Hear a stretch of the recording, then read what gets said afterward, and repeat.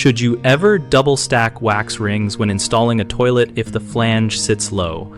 Double stacking wax rings is generally risky because wax compresses and can shift, causing leaks and sewer gas entry, so we only recommend it when the wax ring manufacturer explicitly states the product is safe for stacking.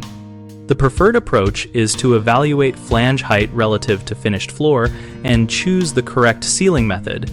If the flange is more than 3/8 of an inch below the finished floor, use a flange extender or a reinforced wax ring with a plastic or metal horn to bridge the gap.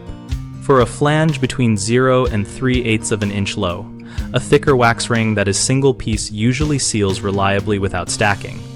When you must raise the flange, cut the water supply and remove the toilet, clean old wax completely, dry the area, and install a proper ring or extender following torque specifications for the closet bolts so you do not crack the porcelain.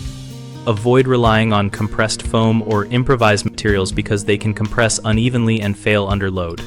For installations in high traffic or public restrooms, consider a bolted or waxless mechanical seal that provides a predictable, reliable compression set for long-term use.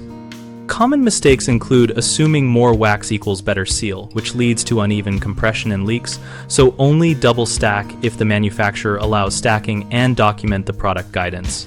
Another error is not fully removing old wax before reseating the bowl, which prevents the new ring from seating flat.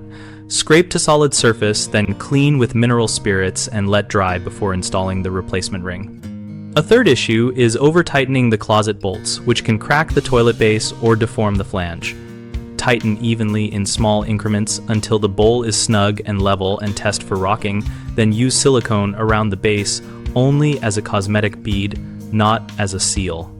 BigHomeProjects.com connects homeowners with local contractors and lists profiles so we can compare specialties and past projects.